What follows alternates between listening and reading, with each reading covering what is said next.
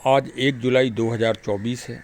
1 जुलाई 2024 का जो इतिहास है वो बहुत ही साहस और शौर्य और बलिदान से ओतप्रोत है।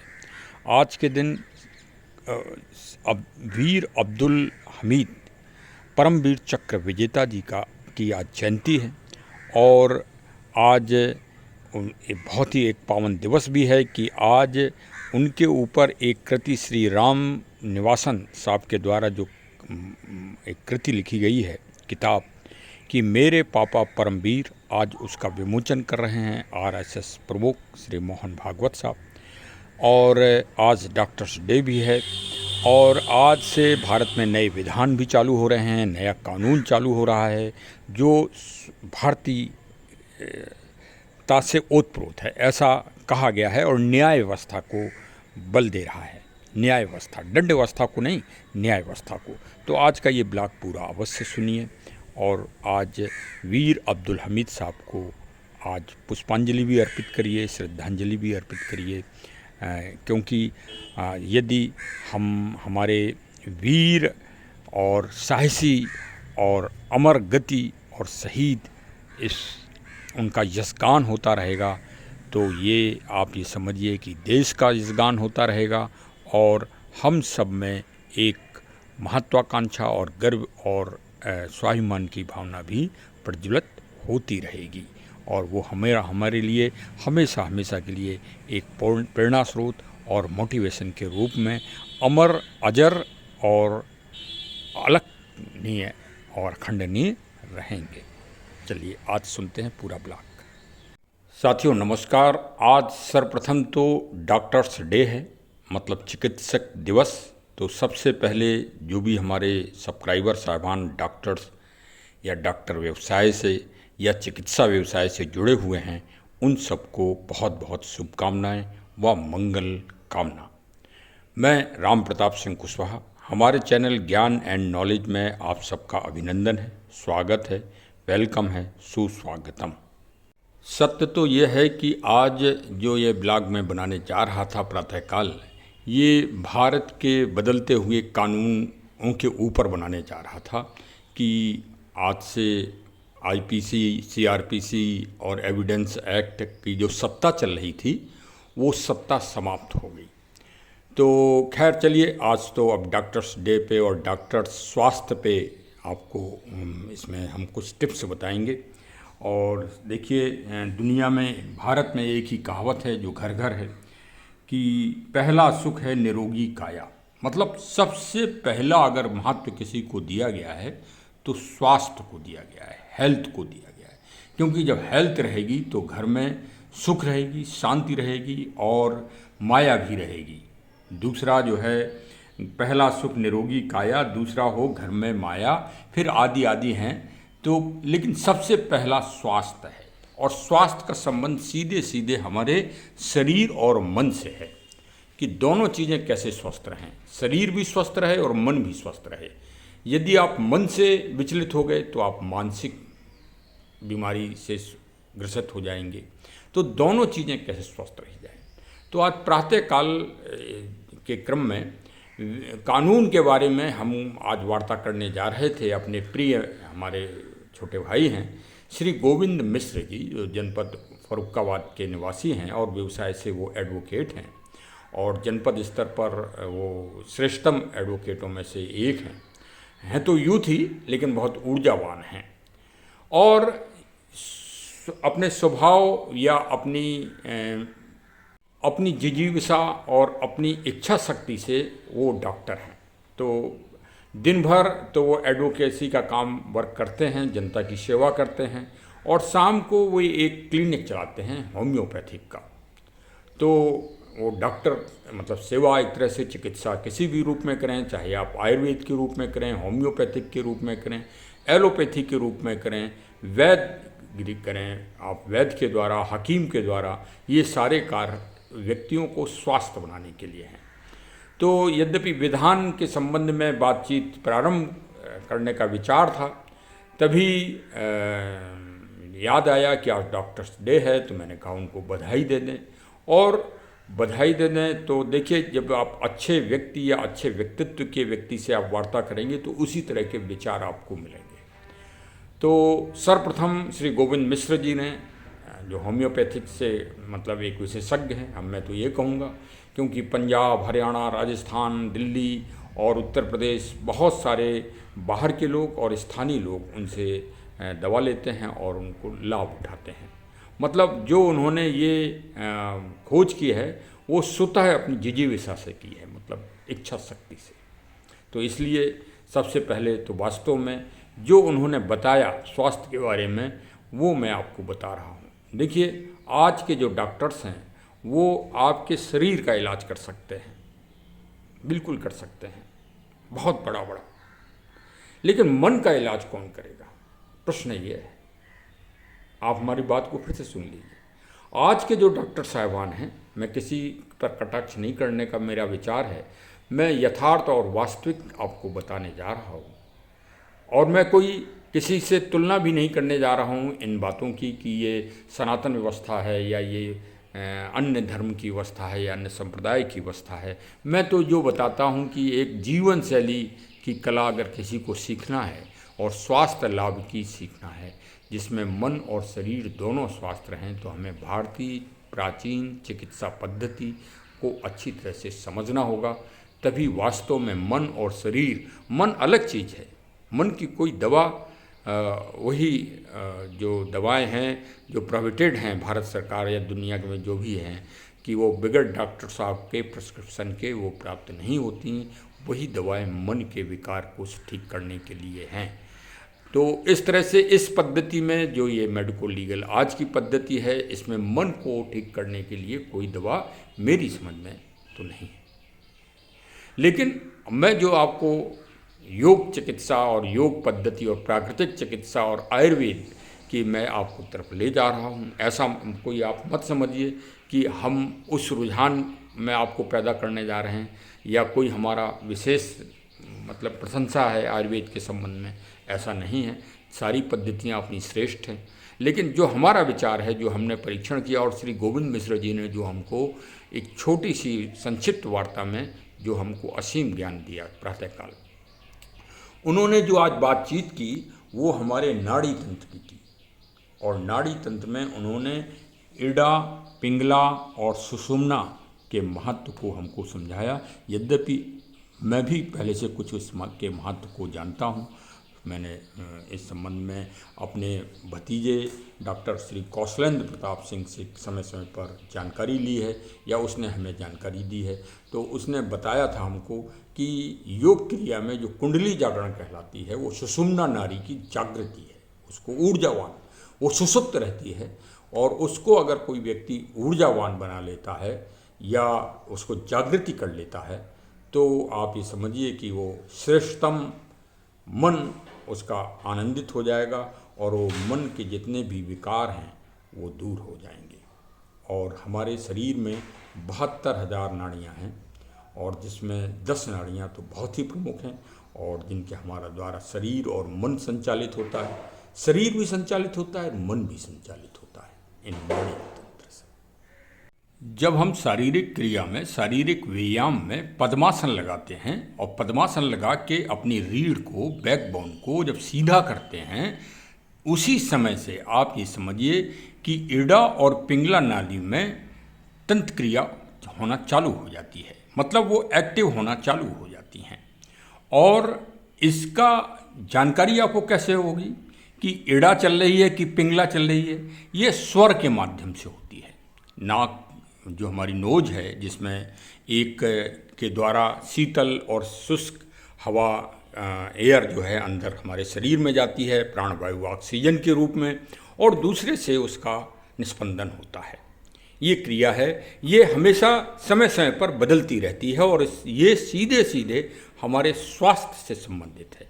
यदि आपकी पिंगला नाड़ी की मात्रा अधिकतर है तो आप ये समझिए कि आप सूर्य तत्व से प्रभावित हैं, और सूर्य तत्व से प्रभावित होने के कारण आपको ब्लड प्रेशर और अन्य जो है परेशानियों की समस्या आ सकती है। और यदि आप इड़ा जो है से नाड़ी से अगर आप प्रभावित हैं और यदि उसमें कोई दोष भाव आ गया है तो आपके शरीर में जलन, आपके शरीर में गर्मी और आपके शरीर में विभिन्न तरह की व्याधियाँ और मानसिक तनाव भी प्रारंभ हो जाएगा। और इन दोनों में जो संतुलन बना लेता है और संतुलन बना के जब वो अपनी शक्ति को बढ़ाता है, जब संतुलन शक्ति को बढ़ाता है, तब सुषुम्ना नाड़ी जागृत होती है, जो हमारे मेरुदंड के सबसे इम्पोर्टेंट नाड़ी तंत्र में शीर्षस्थ है, मतलब ये कहा जाए। यदि वो जागृत हो गई तो वही कुंडलिनी जागरण है, और उस जागृत होने से आप आध्यात्मिक दृष्टि से बहुत ही उच्च स्तर पर पहुंच जाएंगे। ये योग क्रिया की एक मतलब बहुत सिद्ध क्रिया मानी जाती है, और उसी के आधार पर आप अपने मन को आनंद करने वाली जो नाड़ी है उसको भी आप जीत लेंगे। यही है नाड़ी तंत्र का महान रहस्य, महान विज्ञान और महान एक क्रिया। और इसको आपको मतलब एक प्रैक्टिकल और धीरे धीरे अनुभव और अभ्यास से आप इसको जीत सकते हैं। मतलब ईडा जो नाड़ी है वो चंद्रमा से प्रभावित होती है, चंद्र, और जो पिंगला है वो गर्म होती है, मतलब सूर्य से प्रभावित होती है। ईडा हमारे मेरुदंड के, रीढ़ के, बैकबोन के लेफ्ट साइड में होती है, और पिंगला राइट साइड में होती है।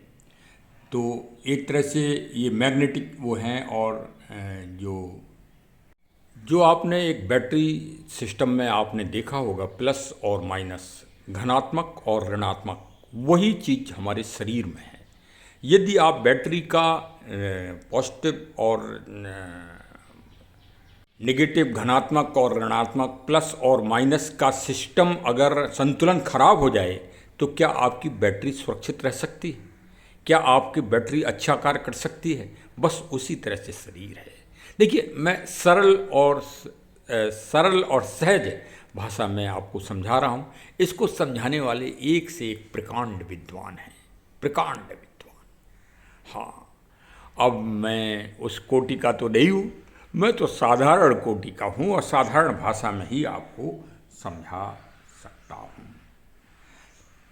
इसी को जब आप आगे चल के जो प्राणायाम हम करते हैं, प्राणायाम जो पंच प्राण हैं वो भी इसी से गवर्न हैं। प्राण, आत्मा और कारण शरीर, ये तीनों का समागम ही नाड़ी तंत्र का जागृत कहलाता है। आप इस भाषा में भी आप इसको समझ सकते हैं। तो धीरे धीरे करत करत अभ्यास के जड़मत होत सुजान, यदि आप इसको नियमित रूप से करना प्रारंभ करें, एक योग के साथ जोड़ के, एक शारीरिक व्यायाम के साथ जोड़ के। देखिए, शारीरिक व्यायाम से शरीर की पुष्टि होती है, और इस क्रिया को करने से मन की शुद्धि होती है। जो अलोम और विलोम भी इसी क्रिया में शामिल है, योग क्रिया में, जो स्वामी हमारे श्री रामदेव साहब, श्री बालकृष्ण साहब और श्री अन्य ये महापुरुष और ऋषि जो ये ज्ञान देते हैं समय समय पर, वो ज्ञान निर्मूल नहीं है।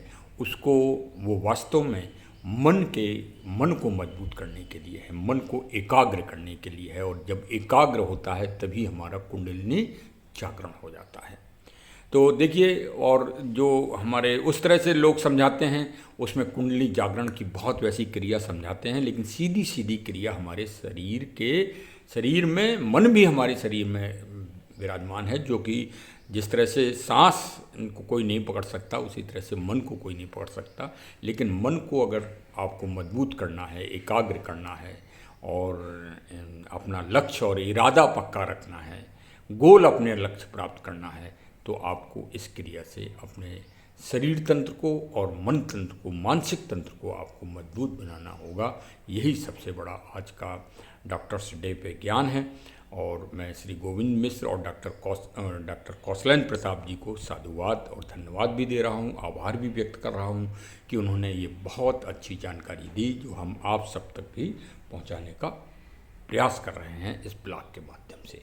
ज़रूर आज से जो है इस विषय में अपने मन को और शरीर को मजबूत करने के लिए इसका अभ्यास चालू करें। फिर अगले उसमें आप अगर कमेंट करके बताएंगे तो मैं उनका आपको नंबर भी दे सकता हूं, श्री गोविंद मिश्र का और डॉक्टर कौशलन जी का, जो आपको विशेषज्ञ के रूप में इस सब के बारे में समय समय पर बता भी सकते हैं और जानकारी भी दे सकते हैं। फिलहाल आज हम भारत में नया तंत्र, भारत का एक नया इतिहास बन रहा है। इतिहास इस विषय में कि भारत में जो पहले कानून बनने जा रहे हैं वो संपूर्ण भारत के लिए बनने जा रहे हैं। पहले अब आप सोच रहे होंगे कि ऐसा क्यों कह रहे हैं, पहले भी तो पूरे भारत के लिए कानून बनाते रहे हैं भारतीय हमारे राजनयिक और संसद। इस बार ऐसा क्या है? तो इस बार ऐसा ये है कि धारा 370 ख़त्म हो गई है। अब जो कानून बन रहा है वो कश्मीर और कश्मीर के जो अन्य लद्दाख या वो भी क्षेत्र हैं वहाँ पर भी उनका एक्टिवेशन उसी रूप में होगा। इसलिए आज एक नए इतिहास का प्रारंभ हो रहा है। और मैं आपसे एक आज प्रश्न कर रहा हूँ कि इन कानूनों का परिवर्तन हुआ, सब में इंडियन शब्द समाप्त कर दिया गया, भारतीय शब्द इससे हमें ये दिखाई देगा कि जो अब हम कानून बनाए हैं वो स्वतः कानून बनाए हैं। 1860 में सबसे पहले इंडियन पैनल कोड, भारतीय दंड संहिता, उस शब्द को ही आप देखिए, भारतीय दंड उसमें प्रमुखता से था। एक कोई हुकूमत कर रहा है शासन, वो हमको दंडित करेगा भारतीयों को, वो इसलिए बना था। और यही कारण है कि इन अंग्रेज हुक्मरानों ने हमारे 18 साल के महान क्रांतिकारी श्री खुदीराम बोस को फांसी के फंदे पर चढ़ा दिया था, इसी आईपीसी पैनल कोड के ढाल को ढाल बनाकर। अब इससे ज़्यादा और निंदनीय कार्य उस सरकार के द्वारा और क्या हो सकता है? 18 वर्ष के नाबालिग और मानव अधिकार की वो आज देश दुहाई दे रहा है पूरी दुनिया में। उससे ज़्यादा निरंकुश, उससे ज़्यादा अत्याचारी देश इस दुनिया में कोई नहीं रहा। ये नोट कर लीजिए। आज का प्रश्न ये भी है कि इन कानूनों को परिवर्तन तो अभी हो रहे हैं, 2023 में से ये क्रिया चालू हुई और आज 1 जुलाई 2024 से ये प्रारंभ हो रहा है भारत में। लेकिन सबसे पहले इन कानूनों का विरोध करने की आवाज़ किसने उठाई? प्रश्न ये है कि आवाज़ किसने उठाई, क्योंकि इसमें विपक्ष बड़ा सक्रिय है और विपक्ष भारत सरकार की, वर्तमान भारत सरकार की आलोचना भी तथाकथित रूप से कहीं कहीं कर रहा है। तो और नैरेटिव भी अपना फिट कर रहा है कि ये गलत कानून बदले जा रहे हैं, वही कानून अच्छे थे, ये थे। तो मैं आपसे जानना चाह रहा हूँ, प्रश्न भी करना चाह रहा हूँ, आप कमेंट के द्वारा भी दे सकते हैं कि भारत में सबसे पहले इन कानूनों का, आईपीसी और सीआरपीसी तथा एविडेंस एक्ट आदि का विरोध किसने किया था? देखिए, मैं आपको बताता हूँ।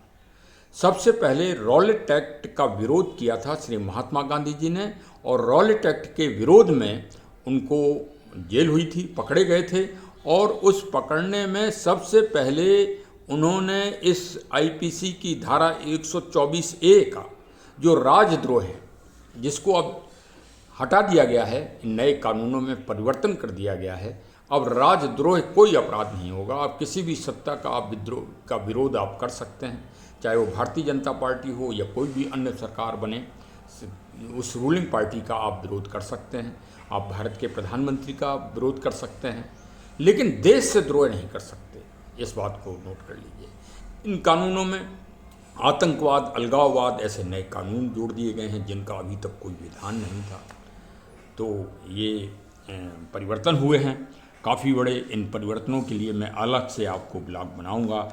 आज तो फिलहाल भाई डॉक्टर्स डे है, और डॉक्टर्स डे भी आपको मैं बता दूं कि डॉक्टर्स डे किन के उपलक्ष्य में बनाया जाता है, किन को ये समर्पित है। डॉक्टर श्री विधान चंद्र राय साहब की आज पुण्यतिथि भी है, इनको भारत रत्न प्राप्त हुआ है, और इन्हीं की याद में आज हम डॉक्टर्स डे भारत में बनाते हैं। अलग अलग देशों में अलग अलग दिन निर्धारित किया गया है। भारत में 1 जुलाई को इसका निर्धारण है, और दूसरा जो है कहीं कहीं 30 जून को भी इसको मनाते हैं।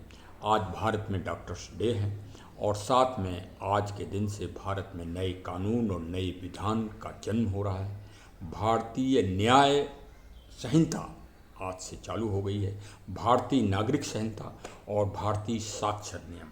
तो चलिए, जो आ रहा है उसका स्वागत करना का सिद्धांत है हमारे इधर, अतिथि देवो भव।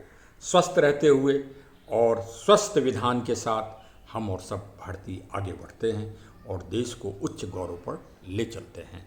चलिए हमारे चैनल को ज़रूर सब्सक्राइब कर लीजिए और इंगला पिंगला तथा मन को स्वस्थ करने की आपको हमारी जो मतलब एक तरह से राय है वो कैसी लगी, ये भी प्रतिक्रिया स्वरूप हमें बताइए। बहुत बहुत धन्यवाद और नोटिफिकेशन की बटन दबा दीजिए जिससे हमारे नोटिफिकेशन आपके पास तुरंत पहुंच सकें।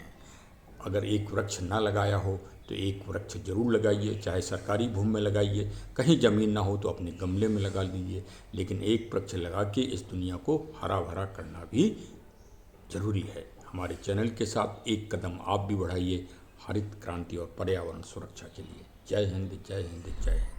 अब साथ में आप एक छोटी सी क्लिप देख लीजिए। डॉक्टर कौशलेंद्र प्रताप सिंह विदेशी भूमि पर अद्भुत रूप से प्राकृतिक चिकित्सा, योग चिकित्सा और आयुर्वेद का ज्ञान दे रहे हैं और इस क्लिप को देखकर मन को आज आनंदित कर लीजिए इस डॉक्टर्स डे के शुभ अवसर पर। और फिर कानून के बारे में आपको अलग से एक ब्लॉग बनाएंगे, उसमें फिर आप कानून की अद्भुत जानकारी और जो परिवर्तन हुए हैं उनकी जानकारी लीजिए। पहले आप क्लिप देखें, विदेशी भूमि से ये प्राप्त हुई है। Genetik enerji yüksek olan gıdalar beslenirse o zaman vücut durmuyor. Sürekli sürekli. Ama ne yapıyorsun? O zaman tam tersi yapıyorsunuz. Mesela Ata gibi biri Mesela vata gibi kucak- kafa